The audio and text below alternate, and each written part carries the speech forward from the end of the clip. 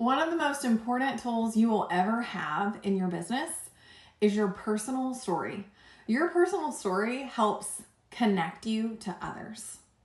The key with a story is not who has the most impressive, what story is the most wow-worthy, but so often the most effective stories are the stories that people can relate to, they can connect to, and they almost see a version of themselves in you.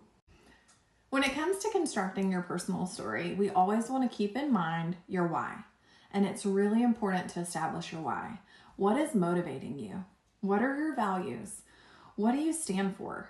What is non-negotiable for you? Why are you doing what you're doing? What's going to change because of what you're doing? And who is it going to impact? And when you know your why and you convey your why through your content and as you relationship build, when other people have the same values as you, or they can relate to what's driving you and motivating you and inspiring you, so often they're going to come alongside you and be a part of what you're working towards because your passions and your intentions and your whys align. So keep that in mind. First things first with your why. Now let's talk about constructing your personal story. There are 3 parts. So first things first is the past. How were things? I struggled with blank. My skin had this issue. I couldn't achieve blank with my hair. I had no energy when I woke up and I had to drink 5 cups of coffee. I was limited in my finances and unable to take my family on vacation, that kind of thing. We were accruing debt just to be able to get by. Ends weren't meeting, that kind of thing. All right, so that's the past. Then you have the turning point, the pivot moment. That's that decisive moment. Something changed because of blank. You made a decision. You took an action. You gave yourself a shot by doing blank.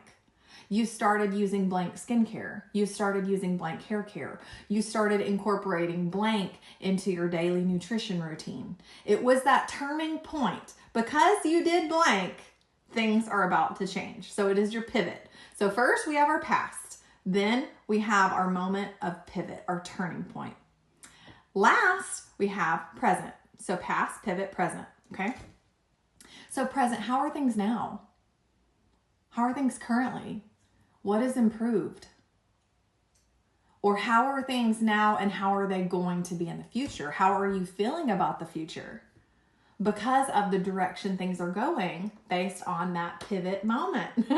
So it's that past, and you want to kind of hit on the pain points, the struggles, the frustrations, the pivot or decision, that moment, or that product, or that business opportunity, the pivot, and then the present, and kind of incorporate in some of the future.